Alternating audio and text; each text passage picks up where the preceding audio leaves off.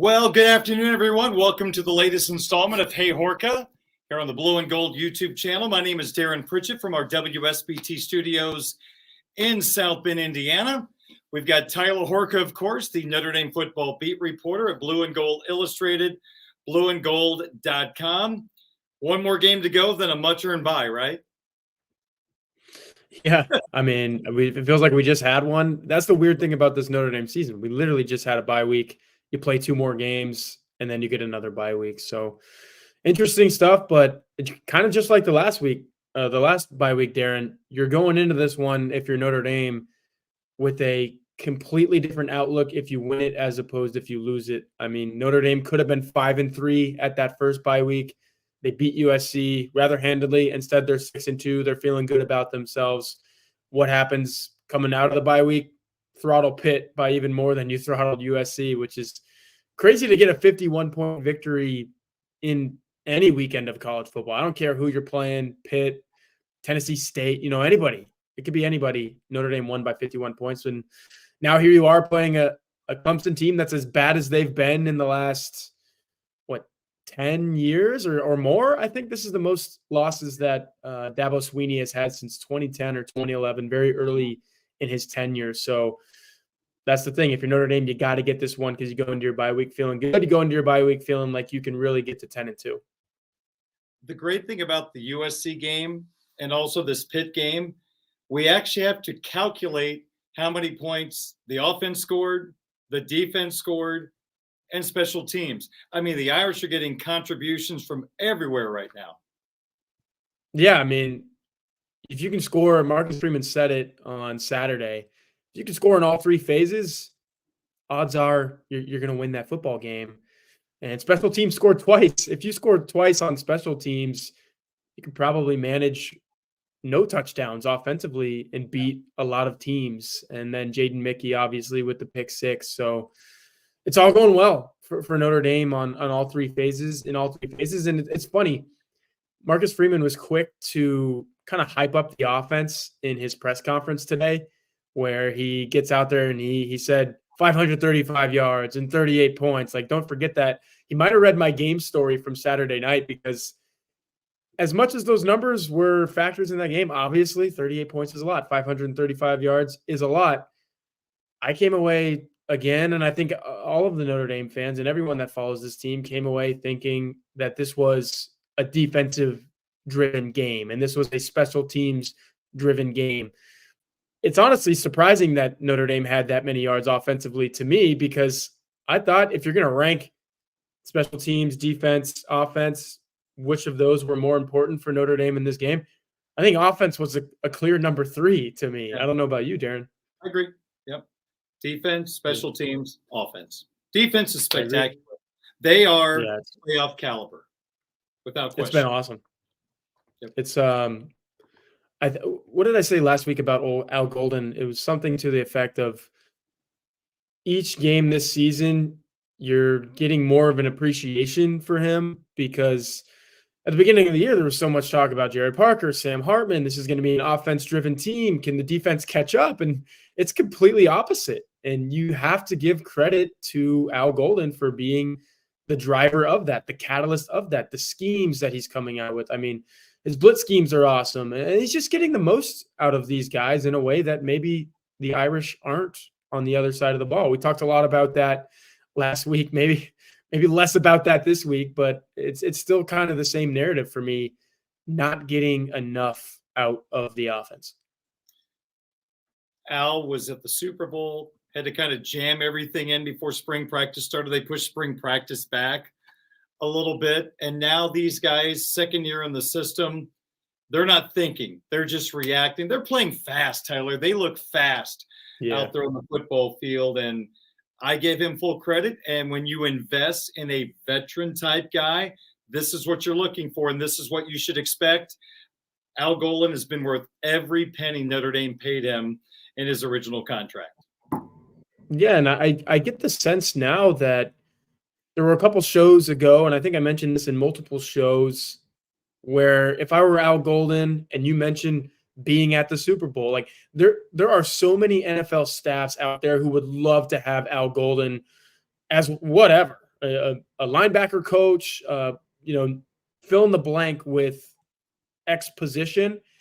And there are a lot of teams out there. Maybe you're wearing the gear of one that would say, hey, yeah, we'd love to have an Al Golden on our staff. A lot of teams. But now if I'm Al Golden, I don't know if I listen to that chatter as much as I did 3-4 weeks ago, because if the offense does get fixed here at Notre Dame and he does remain the defensive coordinator here for 2 more years, 3 more years, 4 more years, whatever it is, there might be a window here for Notre Dame. Get the quarterback right, get the offensive coordinator right, get some wide receivers in here. If he can keep doing this with every Notre Dame defense that he coaches, I think a window is opening up here for Notre Dame, especially in a 12-team playoff, to be one of the better teams in the country, to be a team that can legitimately compete for a national title. Everything you said is valid. It comes down to what Al Golden wants to do next. Yeah, I totally agree. I mean, simple. I don't think it's just adding zeros to his contract. It's truly, does he want to be a head coach? Does he want to be in the NFL? I think he's going to have a lot of options, unfortunately. Good for him, but unfortunate for the Notre Dame fan base. All right, CDer Lab has been doing great things for you. In fact, your skin is as flawless as the Notre Dame defense. Oh, I wish. I don't think so. But fall is here, gentlemen, and it's about to get busy during the holidays. Don't let that stop you from sticking to your habits and being the best version of yourself. That's where our friends at CDer Lab come in. These guys are the best in the skincare game, and with an easy routine, keep your face looking pretty no matter your schedule. Plus, what's better than the gift of clear skin?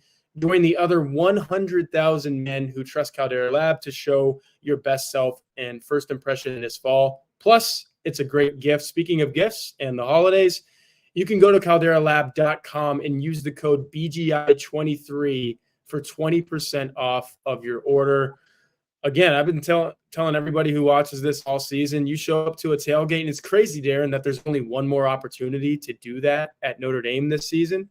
But if you show up to the Wake Forest tailgate for the Senior Day game on November 18th, I believe that is, if you buy this stuff right now and use it for 3 weeks, I guarantee you somebody's going to notice a difference. And it's because of a 3-step regimen. The clean state starts and ends your day. The face wash leaves your skin feeling all types of refresh. The base layer is your daily moisturizer to hydrate your skin and jumpstart your day full of confidence. The good is your go-to multifunctional serum at night that helps keep your skin looking tighter and smoother, as well as helps reduce the visibility of wrinkles and fine lines. We're all trying to get rid of those. I don't care if you're 28, like me, Darin. You don't have to say your age. None of you out there have to say your age. But anybody can use this. Anybody can reap the rewards of using this. 94% of men skin showed overall younger looking appearance after just a few weeks of use. So again, a few weeks, that's the Wake Forest game for Notre Dame. Crazy that there's only one more home game left. I was talking to a member of the beat today that this season has just absolutely flown by. We're going to be, 3/4 of the way through once this Clemson game is done. So just a few more weeks to get your CDer Lab folks show up to that Wake Forest game looking good. How much left of your special treat do you have from your trip to Dublin? I have a lot of that left. Okay, let's talk about that. Explain. Yeah, we're talking about a special bottle of Jameson whiskey that I got, Irish exclusive. You can only get it over there. It's the triple. Very good. In the first week or 2 weeks of having it, I drank it. Maybe the Cowboys won on my birthday. They beat the Giants. That was September 10th. And then there was another reason why I used it in September, and I was like, holy cow, I'm really blowing through this thing. Then I didn't use it for a month. And if you saw me last week with what I was wearing, you can guess what I drank it for. When the Texas Rangers beat the Houston Astros in the ALCS Game 7, I had a little glass a week ago today. That was Monday night. Talk about time flying. That was a week ago. Baseball postseason is crazy because now the Rangers are in a 1-1 series. I'll be watching intently tonight, hoping to get that upper hand. But, yeah, I have a lot of that special treat left. And if the Rangers do pull it out in the World Series, you can guarantee that'll be the next glass. All right. Very good. Well, it's time to get to some of your questions in our Hey Horka segment here on the Blue and Gold Illustrated YouTube channel. Let's start things off with JP Irish 58. And he wants to know, hey, Horka, this is Clemson's Super Bowl. Notre Dame will get the Tigers' best shot. Your thoughts? I totally agree. And I think, let me put it this way, Darin. Earlier in the year when Clemson was losing these games, and I got their schedule pulled up, when they lost to Duke on Labor Day weekend, it was fun for Notre Dame fans to be like, Clemson loses. Because there is a little bit of this rivalry element that's brewed in the last, 5 years, I guess. Definitely going back to 2020 when they played twice. There was a we got you got us element to it.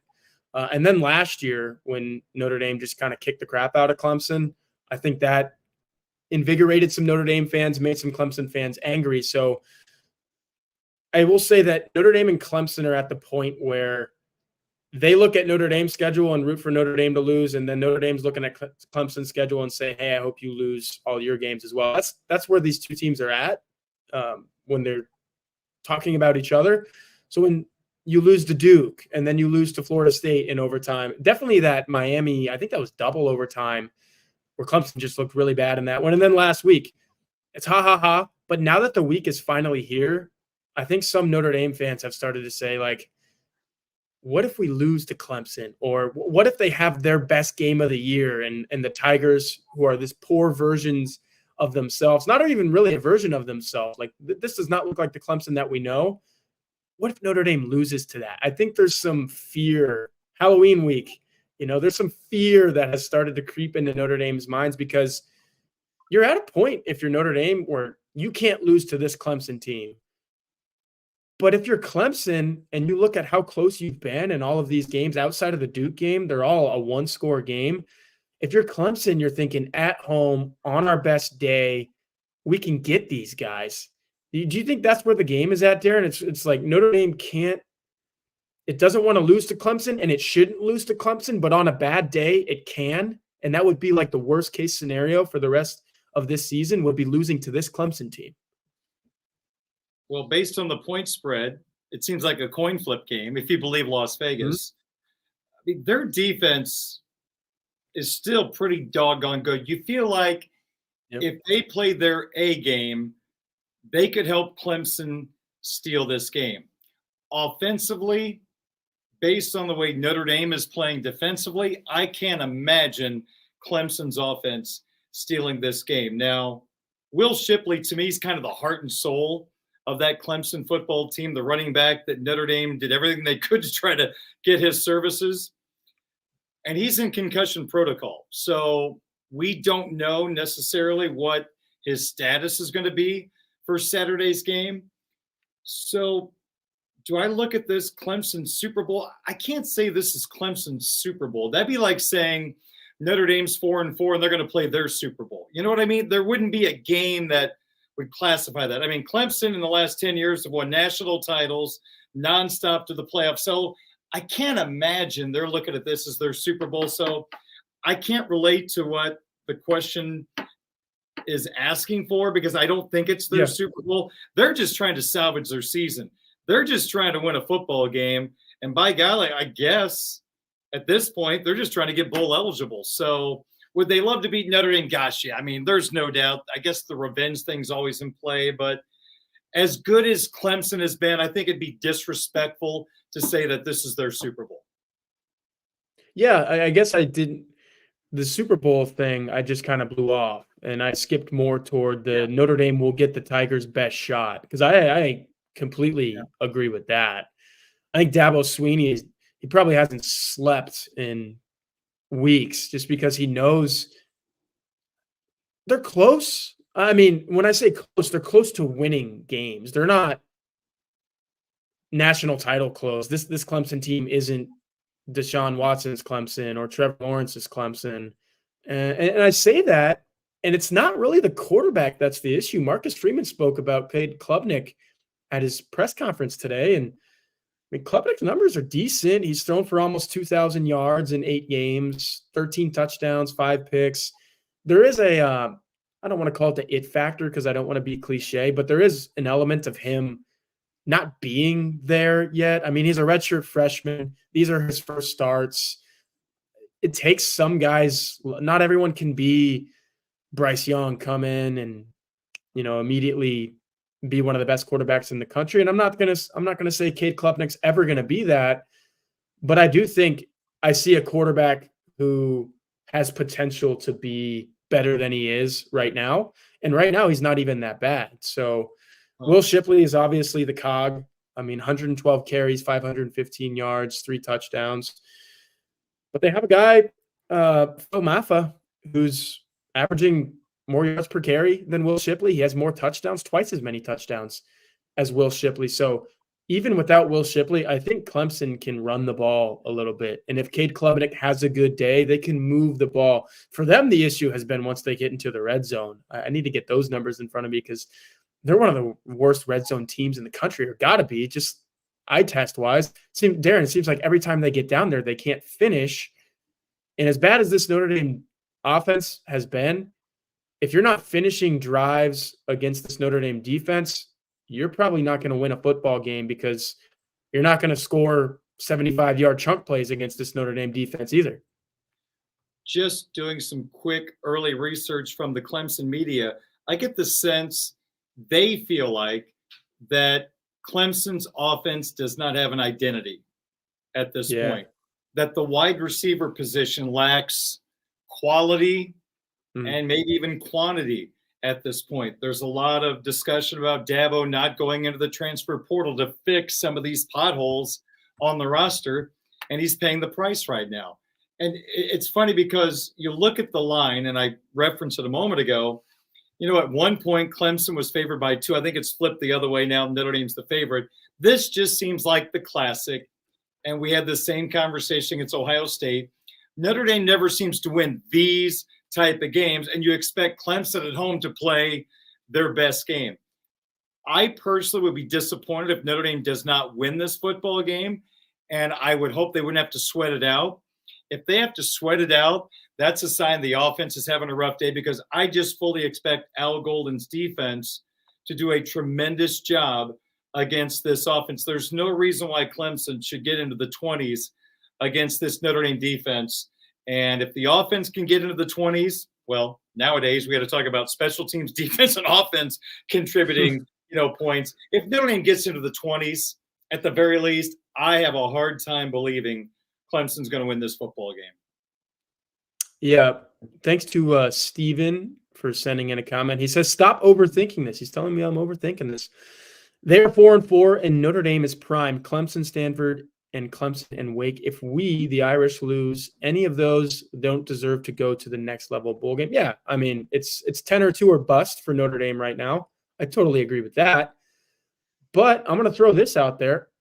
I think, and I haven't looked at the over-under for this game, and it probably agrees with me, this has a potential to be a Duke-like game to me, and that's scary for Notre Dame fans because Notre Dame was 2 minutes away from losing to Duke, or a 4th down, 4th and 16, Sam Hartman scrambles away from losing to Duke. Audric Estime doesn't rumble off that long run, and you're a Spencer Schrader kick that, that game hangs in the balance of Spencer Schrader's foot. Nobody wanted to see that at that time. He's come around a little bit, but Darin, am I crazy for thinking that on the road for the first time since Notre Dame was, and I asked Marcus Freeman this at his press conference today, I said, what did you learn about that Louisville game and why things went so poorly there? Because you come home for 2 games and you look phenomenal just in terms of overall operation at Louisville.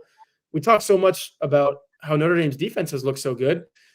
It was good, not great at Louisville. I mean, I contend that it gave Notre Dame a chance to win that game. But ultimately, you had that running back whose name already escapes me, Jawar Jordan, I believe it is.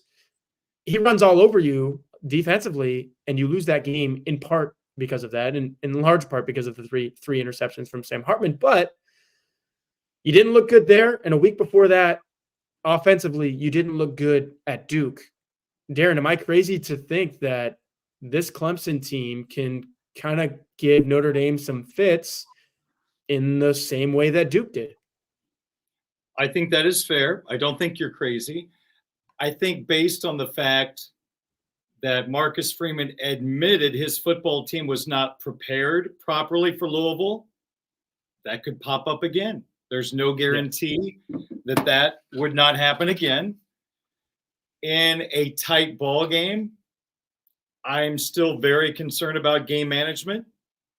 The end of the first half of the Pittsburgh game is head scratching the way that was handled, costing Notre Dame a chance to score a touchdown.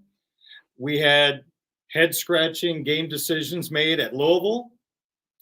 I mean, on down the line, there's just a lot of things that have popped up that in a big game, if the wrong decision is made, could flip the script on the outcome of a contest. So do I expect Notre Dame to lose this game? No. Can I play along with your theory and say it's possible? Yes, sir. Yes, I can. But I would be surprised. That's where I'm at.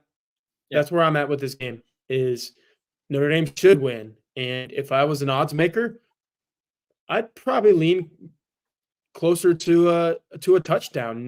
Give me the numbers here again. It's a field goal, and then what's the over/under, Darin? DraftKings Sportsbook has it at -2.5 Notre Dame at $1.12, and the over/under is at 45. With the under being the favorite at -112, the overs at -108. Okay. I would probably go closer to the 5 to 7 range. I think that's where Notre Dame should be favored. Honestly, if you're just looking at who these two teams are, 2.5 seems like a pretty small line.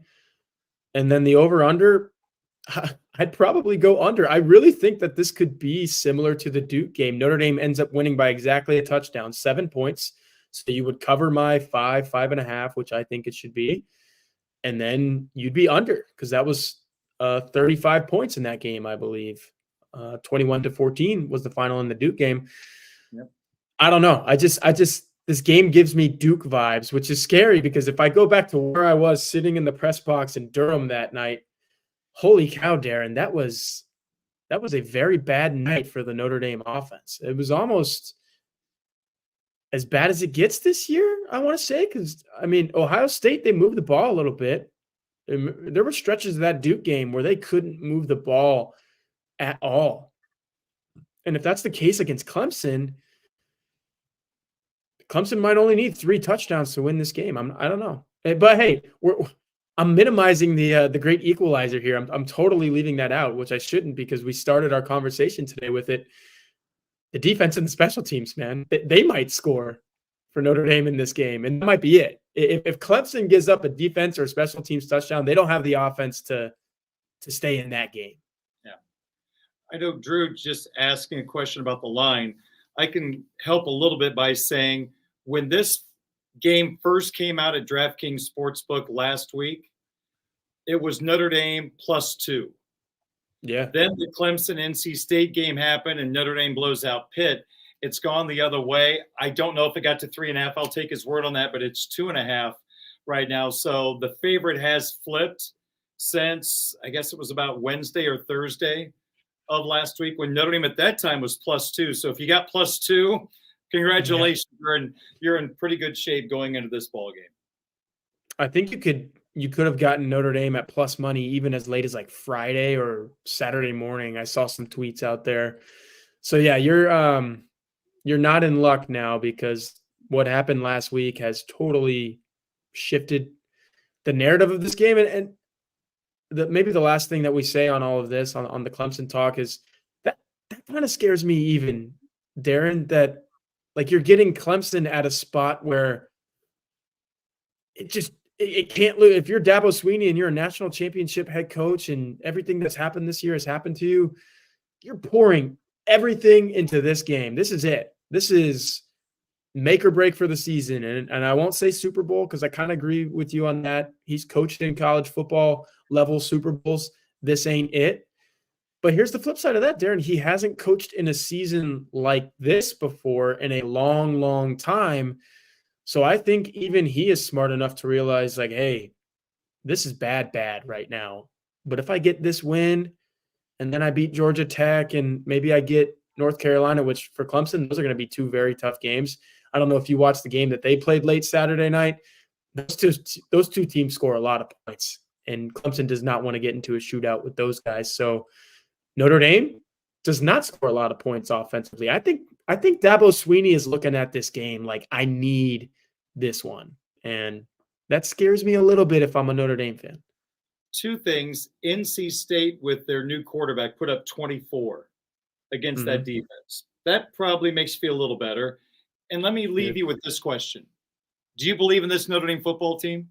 Are you a believer? I mean, you feel like this team is for real now. It's the Louisville thing happened. They've gotten better. They've grown. And the reason why I ask that, because if you believe in this football team, then I think that might get rid of a little bit of the doubt about this particular game. You know what I mean? Yeah, but here's my answer. I don't know if I fully believe in these guys. Offense. So maybe it's the offense. Yeah. I've been to every single one of these games this year, Darin, and so that's a lot of memory bank to draw from. And I keep going back to watching what I watched in the Durham press box and for sure watching what I watched at Louisville. It was, I mean, everybody was there. Everybody from all the beats. Everyone that's watching this video right now consumes every bit of Notre Dame info that's out there. I know that. I know these other guys that you hear from, and we were all saying the same thing. It was, oh no, this is bad. This is really bad. And the offense hasn't quite recovered from it. Honestly, not totally. It has not totally recovered. Credit to Al Golden where credit is due, and Xavier Watts and everybody else on this Notre Dame defense who has just absolutely crushed it the last 2 weeks. There have been teams with really good defenses, Darin, that finish with more losses than you think they should, because you just can't. If you're Xavier Watts, you can't pick off 2 passes every week. You can't do it. I don't know if DraftKings has a over-under for Xavier Watts interceptions, but if it was 1.5, I'm sorry, Xavier, you're a baller. You're a dude, but I'm going under on the 1.5. You just can't do it every single week. So that's why if it doesn't happen to the extent that it's happened the last 2 weeks, I think Notre Dame could find itself in a dogfight on Saturday. I really do. With Morrison out and Hart banged up, you feel pretty good about the corner position moving forward. I mean, they showed up. If they actually are healthy, there's another thing that, coaches can say one thing and something else can be true. The Morrison thing was a complete surprise, and then losing Hart in the middle of that game, I was like, this better not be long term, because those are those are 2 solid foundations for what this defense has looked like the last couple of weeks. Well, Hart went to the locker room, whatever it was. He was in there for a bit and came out. So hope for the best for this week. All right, let's move along to a couple of thoughts on a Notre Dame area tradition, and that is stopping by Augie's before or after a Notre Dame football game. Yes, sir. And I just mentioned a few minutes ago that there's only one more Notre Dame home game left, so that might be your last opportunity to get to Augie's locker room, unless you're coming out to Compton Family Ice Arena, where Darin will be all winter to see a hockey game. Go to Augie's locker room then. It's football season now, but again, like I said, hockey season coming into full swing. Basketball seasons start in the next week. There's an exhibition tonight for the women. There's an exhibition on Wednesday for the men. So when you come to town for any of these things, you've got to make time for Augie's locker room. They have a wide selection of Notre Dame Stadium pieces, jerseys, helmets, autographs, and one-of-a-kind Rockney items. You can find exclusive Joe Montana signed items and famous sculptor Jerry McKenna's replicas of the bronze statues around the stadium. Augie gets new items all the time. If he doesn't have it in his store, he will find it for you. Visit Augie at 1811 South Bend Avenue and see the vintage helmet display dating back to 1890. He's got amazing items. You want to see them. Visit augieslockerroom.com. If you're watching the YouTube, that's what you'll find when you go there. Or call 574-277-6363. He's Tyler Horka from Blue and Gold Illustrated. I'm Darin Pritchett from WSBT Radio. This is the post-Pittsburgh Hey Horka here on the Blue and Gold YouTube channel. Our next question comes from Slev Mania, and this is more of big picture. Rank Notre Dame's top 5 transfer portal needs this offseason. I really liked this question. I know it's when I was answering it, I was thinking, man, this would be a really good one for like November 30th as opposed to October 30th. But hey, Darin, we live in the era of the transfer portal, and the transfer portal stops for nobody. So let me get back to what I wrote earlier at blueandgold.com, where I listed out the hierarchy, and I actually did about a paragraph on all of these. You want to do it? Do you have a top 5, Darin? I've got a list. I feel good about the first three, and then the last two probably need to see the season play out a little bit. Okay. Well, you can do a we could do it like we do on the pregame show. Sure. And we could go 5-5, 4-4. You want to do that? Sure. You're starting out with the two that you're least comfortable in, though. So we'll see. Yeah. You can convince me otherwise. Okay. At number 5, I'm going defensive end. And that could be Strongside, or honestly, it could be Viper, because let's look at those two areas. In both, if you can get both, then that would be amazing. But Strongside, you're losing Javonte Jean-Baptiste. Yep. And I think he's been phenomenal in his 1-year rental season. If you could get that same type of guy, it's kind of exhausting to have to do it over and over and over again. But I mean, if that's the lay of the land these days, and that's the way you got to build a roster, and if you can get a JJB type player every single time, you do it, because he's been really good. At Viper, I think you need some experience and you need some depth, because Jordan Botelho just hasn't quite been it this year for me. And I think Joshua Burnham and Junior Tuihalamaka, especially Joshua Burnham, could be better in an increased role, but he hasn't gotten it because you have Botelho. And then Boubacar Traore comes in, and all of a sudden you have 4 guys, and it's like, which one is it? You don't know which one it is. If you can go to the portal and pluck one, and you know, yeah, he's the guy that's going to get me 10 sacks, then I think you got to do it. Because as good as this defense has been for Notre Dame, Darin, could you imagine if they had a 10, 11, 12 sack guy to just bring it all together? They don't have that this year. It's the one thing that this defense is missing.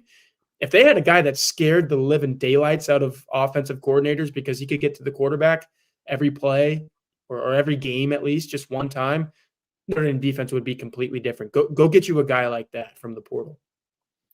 Okay, well, I have Strongside Defensive End as my number 5, and I didn't go both defensive ends because I might mention the other one a little later on in the list. Okay. So I did have Strongside Defensive End as my number 5. I mean, they hit the jackpot with Baptiste. That was great work by Freeman, Golden, and Washington. So just imagining this defense without him, you're hoping some other guys would step up. So, yeah, I think you can never have enough depth on the offensive and defensive lines. So I started my list with Strongside Defensive End. All right, there we go. It feels like the radio show. It feels like deja vu, where me and Eric are just copying off of each other. But I don't think if you're watching this, yeah, I don't know. We'll see. If you're watching this, or if you're listening to this, Apple Podcasts, Spotify, wherever you listen, we are ranking Notre Dame's top 5 portal needs right now going into the next offseason. Darin says number 5, Strongside Defensive End. I say number 5, defensive end as well. My number 4, and Drew is going to not like this. I'll put his comment on the screen. I have wide receiver all the way down at number 4. Me too. Okay, it's in the top 5. But I think you have some pieces that you can develop here if you're Notre Dame. I think the next recruiting class coming in is going to be really good. And we saw Notre Dame tried to get a transfer portal wide receiver last year. It worked, and then it didn't work with Caleb Williams. I always say Caleb Williams. It's Caleb Smith coming in from Virginia Tech. He was here, then he wasn't. So this one for me, it's important. That's why it's in my top 5. But it's not a top 3 importance for me, just because at a place like Notre Dame, I don't think you're building your wide receiver core out of transfer portal guys. Right. So that's why it lands at number 4 for me.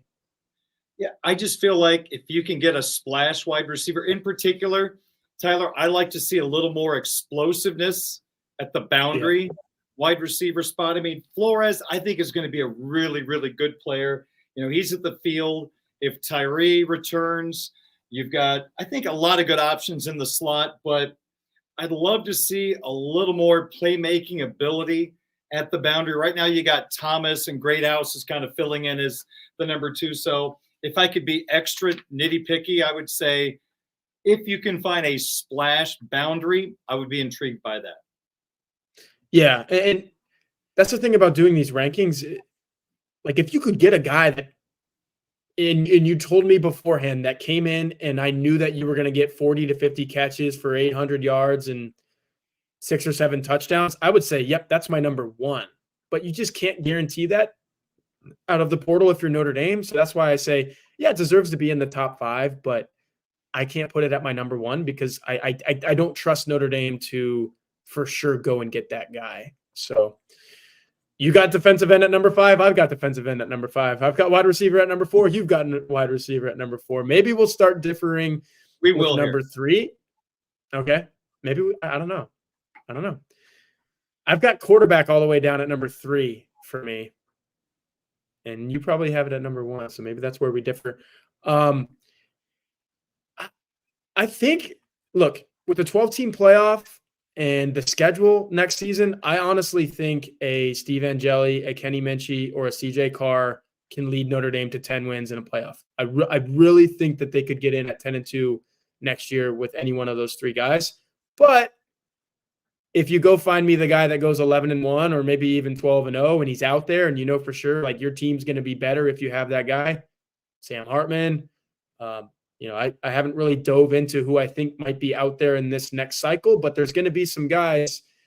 If you go get that guy, bring him in, let him start, let these other guys develop a little bit more. So I'm not as holy cow, Notre Dame is screwed at quarterback next year if they don't get a portal guy as some other people are. But I am in the boat of, hey, if you can get a guy that's better, do it. Okay. Well, they are in a better situation next year than going into this year. If you don't get Sam Hartman, who knows where we'd be right now. Yep. My number 3 is pass rusher. And I know it's very difficult to pick up. It's very difficult to find. But Al Golden has put together an elite defense without a true knock your socks off pass rusher coming off the edge. He has used blitz packages to get the job done, but he hasn't had that one guy he can count on where you can send 4 and get to the quarterback consistently. So again, this is probably a pipe dream. These guys are hard to find because the best pass rushers don't stick around college football. There's a lot of money to be made in the National Football League. So I'm not sure what you can get, but I like what I'm seeing in Burnham. I think Burnham's got a chance to be a difference-making type player.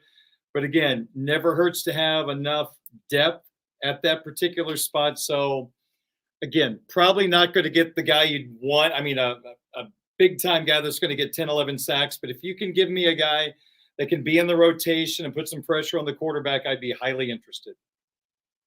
I like that. And that's kind of why I guess I cheated a little bit when I lumped in and I just said defensive end. But if I had to choose between the two, I don't know. You're going to lose Nana Osafo-Mensah most likely. He actually has another year of eligibility. If you lose both Nana and JJB, I think Strongside might be more important to me just because I do kind of believe in Josh Burnham and Boubacar Traore. I believe in them.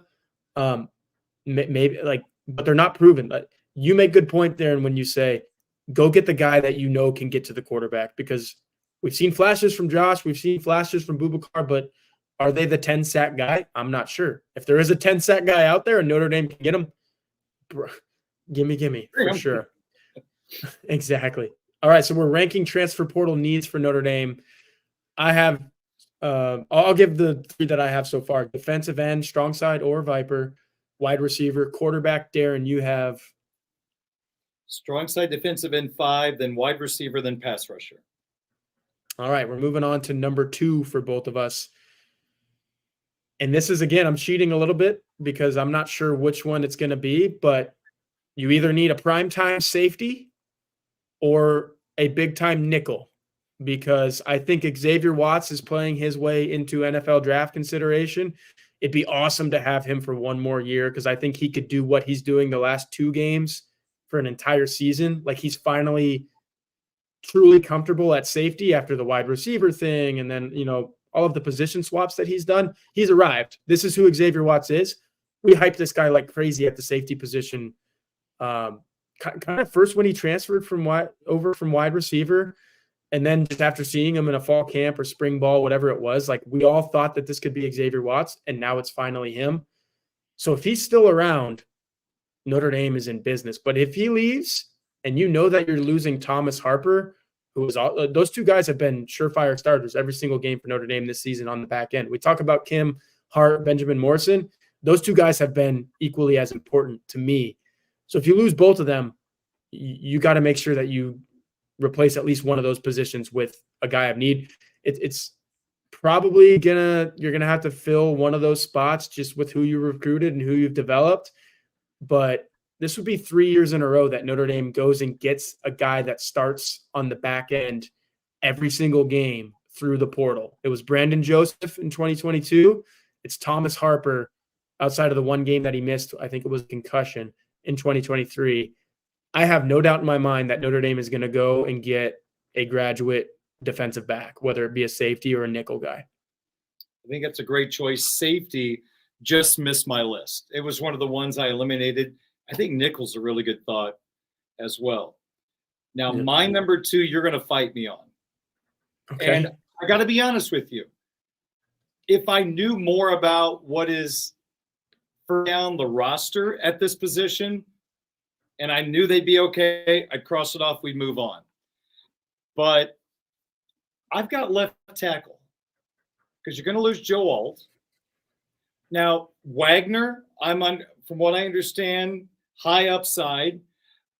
From people that I respect that really get into the nuts and bolts of offensive line play, they told me last weekend Blake Fisher should not think about moving to left tackle.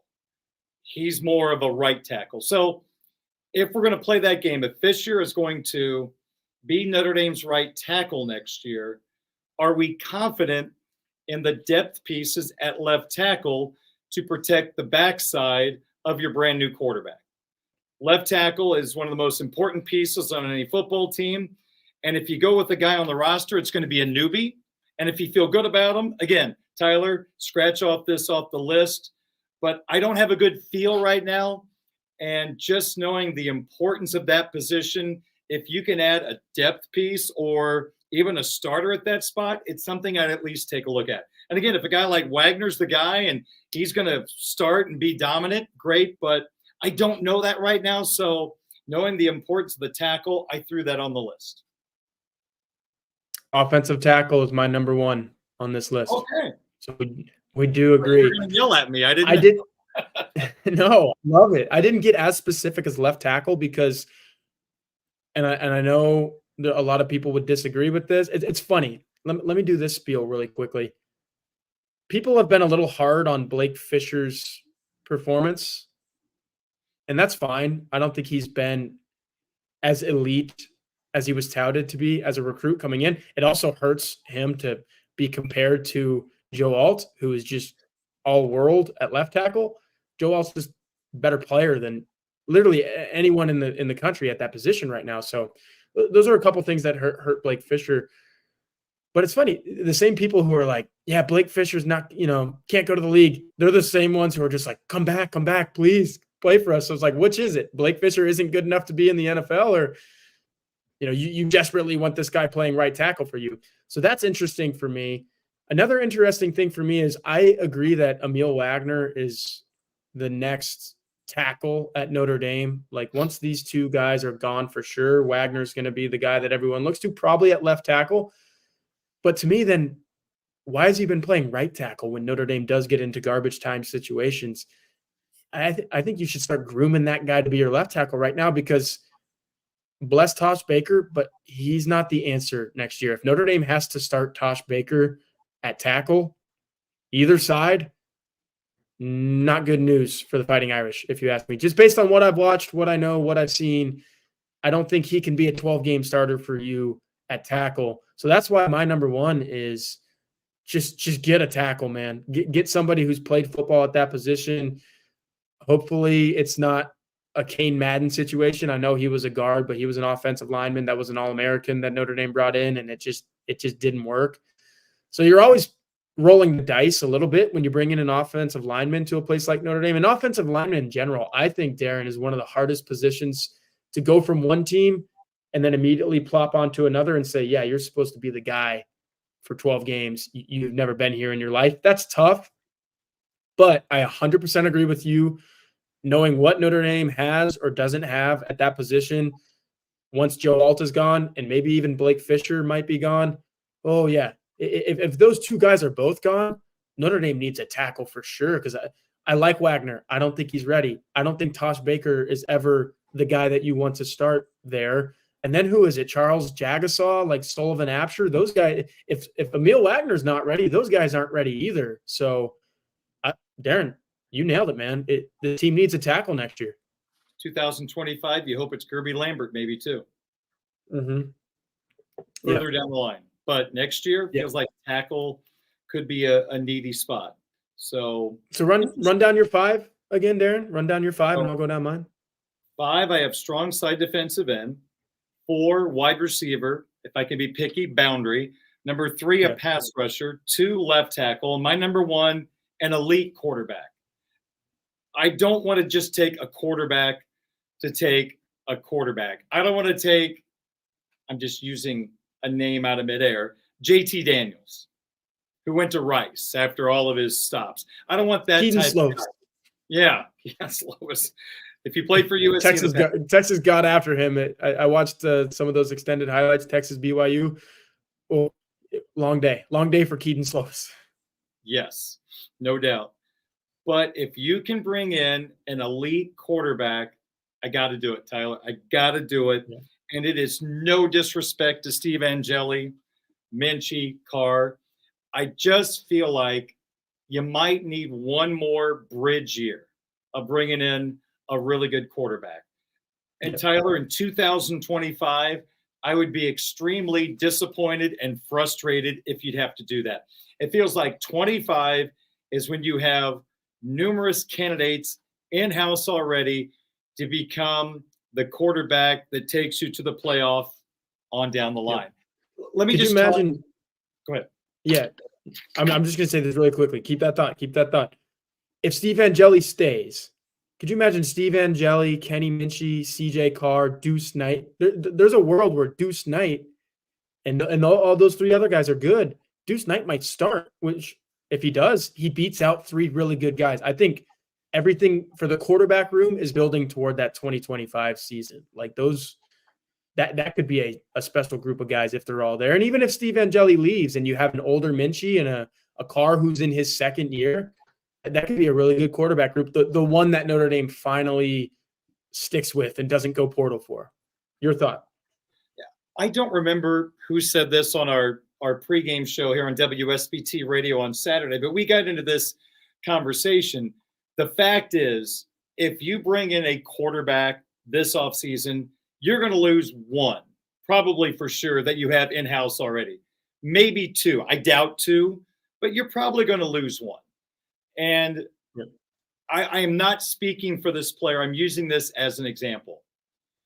If Notre Dame brings in a quarterback that is capable of being the starter and taking this offense to another level, maybe the quarterback from Tulane, maybe from Washington State, just a couple of examples. If Steve Angeli has a chance to go somewhere, and if he wants to go somewhere, UConn, Rutgers, pick your favorite spot, good for him. Good for him. I hope he becomes a starter. If he stays, even better for this football team. But there's no doubt, and I see Fred's comments there, you're probably going to lose someone. I doubt you lose CJ Carr. He's just coming into this program. I don't know what the other 2 would think, but I think Drew Pine was different last year. He started those games, and he didn't want to give back the starting job. He didn't want to become a backup again. So I totally understood him walking out the door, and it felt like Tyler Buchner needed a fresh start. So those are different. I don't think any of these guys need a fresh start. It's just whether they say, you know what, if I can start somewhere else, I'm going to do that. And I don't think anyone would blame them in the least bit. But there's no doubt, dipping your toe into the portal, you would assume you're probably going to lose one of those guys. I honestly think that there's a world in which they all stay. And I'm speaking on behalf of Steve Angeli here when I say he's only going to be a junior. So I don't know if he has this sense of entitlement yet. And I'm not going to say Drew Pine had that. Drew Pine just knew that he wasn't going to start here, so he had to go somewhere else. But that extra year that Pine had over Angeli, Pine was a junior. Angeli is a sophomore right now. By the time that Pine had done this 3 times of I'm not the guy, I need an injury to be the guy, he's like, I'm not doing this a 4th time. Angeli, he's, backing up Drew Pine, who had been here for those 3 years as a true freshman. He had no sense of entitlement. He was like, I should not be starting right now. And Steve Angeli was not thinking that last year. He was just like, holy crap, I'm 1 injury away from having to actually go in there. Let me focus on practicing and being prepared for that. This year, dude, he's backing up Sam freaking Hartman. He's got no sense of entitlement. He's like, I'm going to do this thing and keep preparing. If a guy does come in this offseason, there's going to be a little bit of him that's like, you know what? I could have been the guy next year, but it's not going to hurt to play this out one more time, go through it again.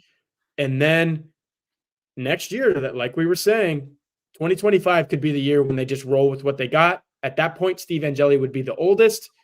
It would be his job to lose. There's 3 other guys that are coming up and really trying to steal it from him and could very well do so.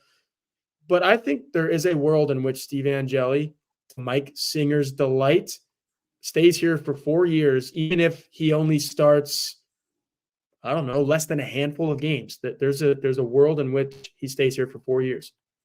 Let me close out the segment with this question to you, my Hey Horka question. Now, this is totally hypothetical by the name I'm going to use, but let's say you had a coach with 2 decades worth of coaching experience as your offensive coordinator. Let's say Steve Spurrier magically is the offensive coordinator. Okay. Would you feel more comfortable with a veteran offensive coordinator and sticking with the guys you have on the roster? Or does the fact that you will have a second-year offensive coordinator and play caller in place, does that lead you to possibly want to go get a veteran guy to team up with, I don't want to call it an experience, but a guy that is going into his second year as a coordinator? Does that matter? Of course. Absolutely. Okay. If Jared Parker is Notre Dame's offensive coordinator next year, which to me, barring something very, very bad happening in the next 3 games, he will be, then yeah, Notre Dame's going to have a transfer portal quarterback. They're going to. I mean, based on what Marcus Freeman said, 3 or 4 days ago on that Thursday, when he said, yeah, all options are open, I immediately went, Notre Dame's going to get a portal quarterback this year. Okay. Is that how you reacted to that too, Darin? When he said that? That's what was going through my brain. I know there's a history of Notre Dame videos where a guy runs off camera. Everything's fine. I'm just going to grab my pen. Okay. You know what I'm talking about. So I think everybody watching this knows what you're talking about. In the meantime, how about some of those beautiful campus prints you've been showing us? Absolutely. If you guys don't know Barb Stevenson and her prints, I'm going to educate you today, and you're going to learn, because we talked about CDer Lab being a really good holiday gift. I mean, this is jackpot right here. This is on the money. So what you're looking at there, if you're watching the YouTube, that is a print from Barb Stevenson. And again, if you're looking for that perfect holiday gift for the Notre Dame fan in your life, or even yourself, Barb Stevenson Art is your premier destination for stunning pen and ink limited edition prints of the University of Notre Dame. South Bend's own award-winning artist, Barb Stevenson, skillfully captures the essence and beauty of Notre Dame's campus through her intricate pen and ink prints, which she meticulously enhances with hand-painted metallic gold accents. You can see it on the dome there. You see it on the Basilica of the Sacred Heart. Even in the grotto, Touchdown Jesus, the gold accent makes each print unique and one of a kind.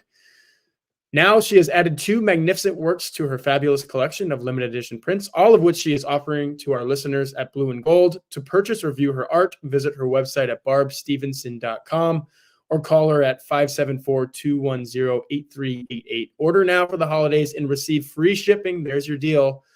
Anywhere in the continental United States, barbstevenson.com, 574-210-8388. Darin, I always never know what to get anybody for Christmas or whatever holiday you celebrate. But I do know that my family is like enough of, big enough sports fans, enter the name, enter the team or the school in our case. You can't go wrong with stuff like that. I do know that. I don't know much about gift giving, but I do know you can't go wrong. If you have a Notre Dame fan in your life, they're going to open that on Christmas and say, thank you very much. This is going immediately on the wall. I want to look at this every single day. I guarantee you every Notre Dame fan would love that to be under their Christmas tree. That is gorgeous, gorgeous work. Okay. Gosh, we're 55 minutes into the show. We've only done 2 questions. We only have 3 on the docket today, right? We only have 3 on the Yeah, docket. That's why I've absolutely. trimmed it. We started the season with 5. Everyone that's an avid watcher of this, it got to a point where I said, the conversation's good enough. Let's trim it down to 3, and then if anyone puts anything in the chat, we'll talk about that too. Well, the portal question was going to take a little time since we had to answer 5 times. So, okay, here's our final Hey Horka question for today from Aerofan624. What's next for Notre Dame's Mike Mickens? Will he still be in South Bend in 2024? And by golly, as we do this show on Monday, his name was brought up in Marcus Freeman's press conference. Yeah, and I think Aerofan, who is a great member of the Blue and Gold community, probably asked that 90 minutes before that question was asked, maybe in the press conference. So great minds think alike there. Him and I can't remember who it was on the beat who asked that, but it was a good question because was it Eric? Yep. We love Eric Hansen around here. For sure. Great question, as usual. My answer to this is, you might have the same answer there. I don't know. Do you? Like, I just don't know. His future is as bright as anyone's. And as much as Al Golden's future is in his own hands, I think Mike Mickens is as well. I'll answer it this way. When you sent me this question and this popped into my head, I go, I got to answer it this way. I don't have enough information sitting in an office with Mike Mickens to tell you if he's ready to go. All I'm going to say is this. I'm going to let every Irish fan figure this out themselves because he would be a first-time defensive coordinator. And are you okay with having a first-time coordinator once again? And if you are, then if you want to support him, go ahead. But if you believe in coordinators at Notre Dame should have experience, then I would say Mike is one heck of a football coach. But I guess you would say you hope it's somewhere else first. But that's the risk you take. He could be absolutely a gold mine waiting to happen. You just don't know. So, again, I think it just depends on if you're a fan, do you want another first-time coordinator? I appreciate you for giving the stance of we don't know because, look, I like Mike Mickens as much as the next guy. I really do. Great recruiter, great with the kids.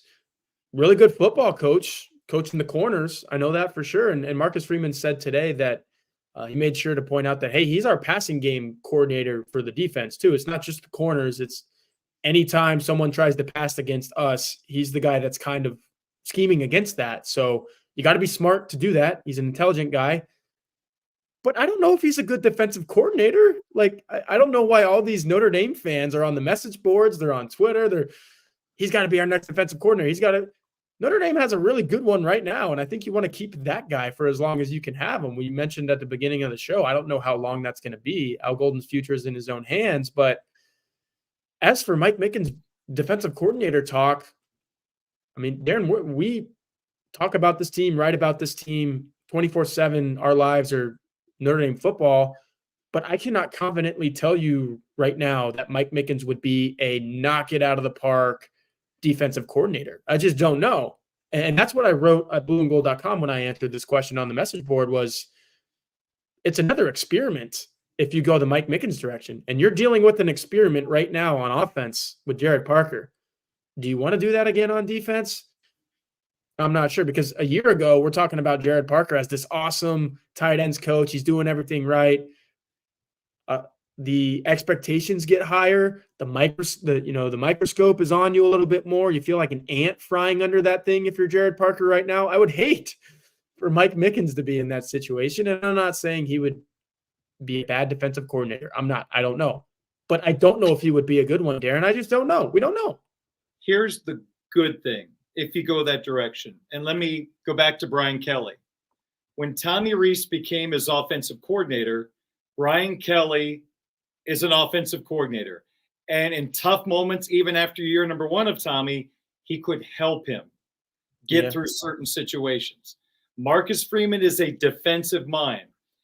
I'm not sure how much he can help Jared Parker through the last month. He's a defensive guy. So if you bring on a first-time coordinator, at the very least, that's Marcus's meat and potatoes, and you feel like he could help that individual much more compared to what we're dealing with on the offensive side at this particular time. Here's my devil's advocate, a little bit of pushback to that. I agree that he could, but I don't know if I want him to in year 3. Brian Kelly was in when Tommy Rees was offensive coordinator. That was for the first time. It was 2020, right? 2019, 2020? Yeah. Either way, Brian Kelly was about a decade into his Notre Dame career. Oh, by the way, he had already won a lot of games at Cincinnati. He had already won a lot of games at the directional Michigan school. Where did he coach before he was at Cincinnati? He won Grand Valley State? Central Michigan. Grand Valley State? In Yep. Central Michigan? Yep. Okay. So, yeah, I don't want Marcus Freeman to have to babysit the defensive coordinator in year 3 as a 40-year-old head coach. I need him all keyed in on the operation. If Mike Mickens went the Jared Parker route and everything looked a little topsy-turvy and, things were spinning a little bit too fast for him, the last thing that I would want for Marcus Freeman to have to do is spend more time there, because I think he's still learning how to be a head coach. Game management. And I want him game management, week to week CEO operation stuff, like just being a head coach. You shouldn't have to babysit your coordinator. This is high level football, Darin. You shouldn't have to be babysitting your coordinators. And especially if you're Marcus Freeman. Look, Brian Kelly babysitting Tommy Rees, that just makes sense. Brian Kelly was 50 whatever years old. Tommy Rees was young. Marcus Freeman's a third-year head coach if we're talking about 2024. I don't know if I want him basically being this team's defensive coordinator when things get rough. Let me throw this at you too, Tyler, and get your response. Because when Marcus became head coach, and even before this year, I still felt it was important for Marcus to have people around him that he had a relationship with. I think as a first-time head coach, I don't want to say buddies, that's not the right, but people that you've worked with and you trust. The further you get away from being a rookie head coach, I'm hoping you could expand your branches a little bit to whom you might want working for you. You don't necessarily want just a guy you've worked with that may think like you.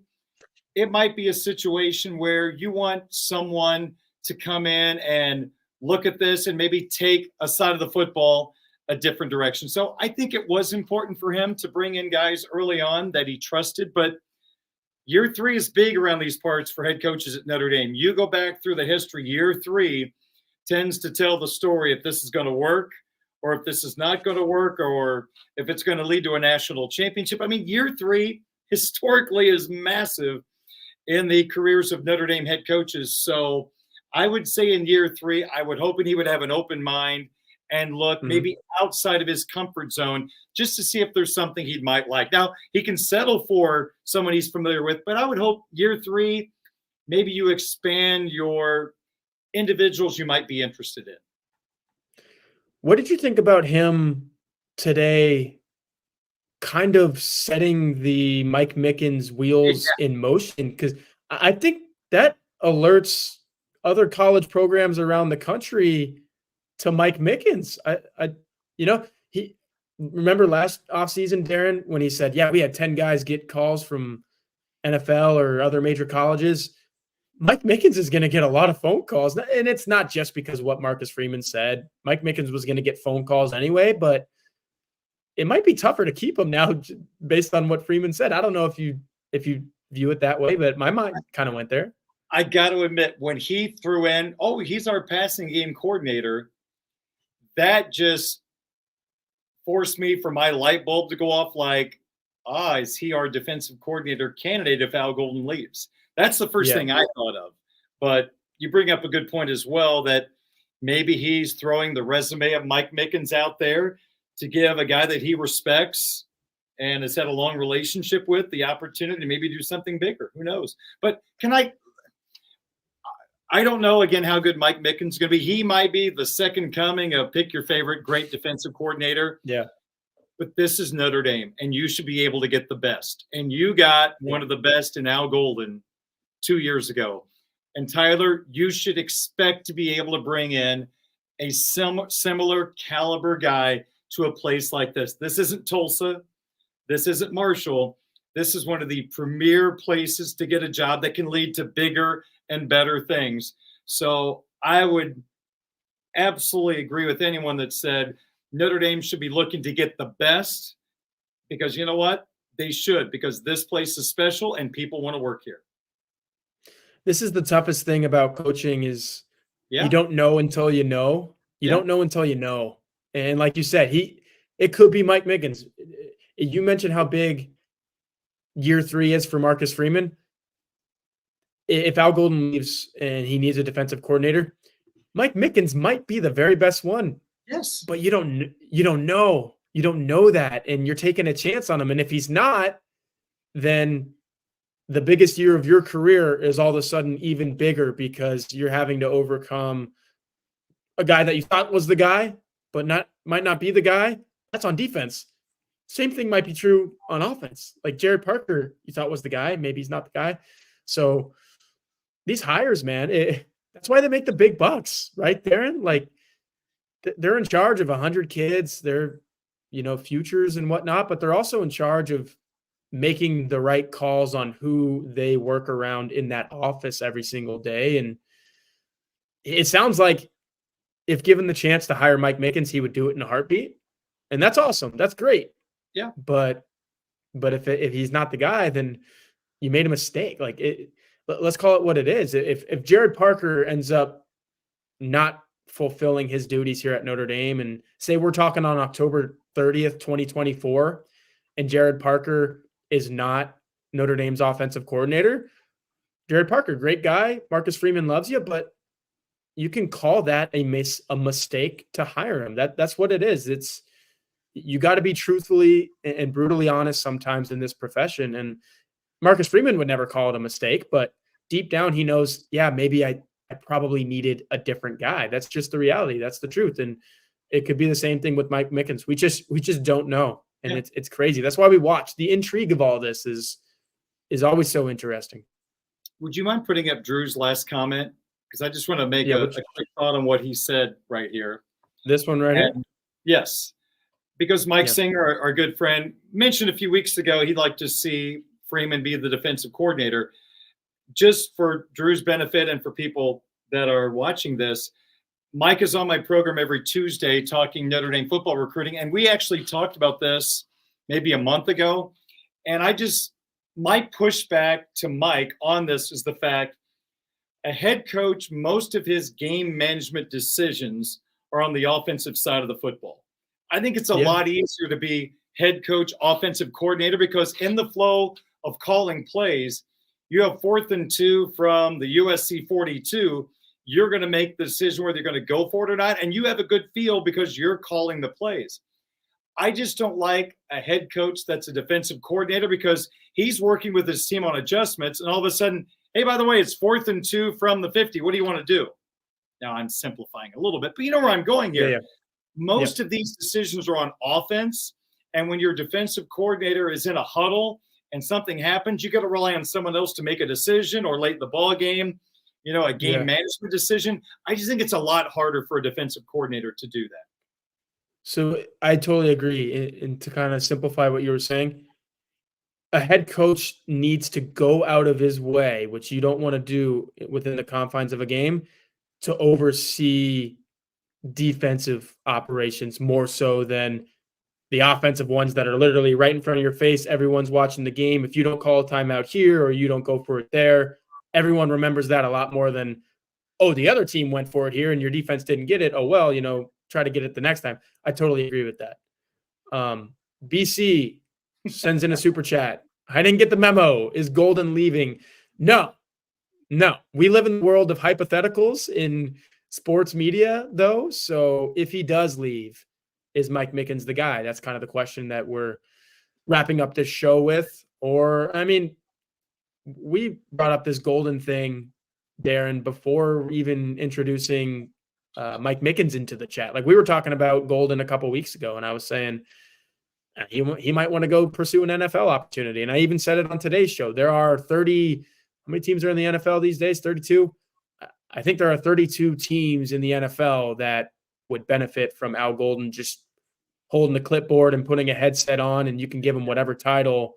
He's a smart enough guy that your football team's going to be helped. So his future is in his own hands. We'll say that for the 5th time today. He can do whatever he wants in this profession. His agent will have a lot on his table. Yes. He'll have a lot of opportunities. Yep. Okay. Well, that's all the questions we have for this week. You want to call it a day? That's it, man. I got a World Series to prepare for here. But I will be at the women's basketball exhibition. So I guess I wish that thing tipped off at like 6, because then I could get home and not miss too much. But I'll probably be missing a few innings, and I may or may not be streaming from the press box. You know, May or may not. No, I totally get that.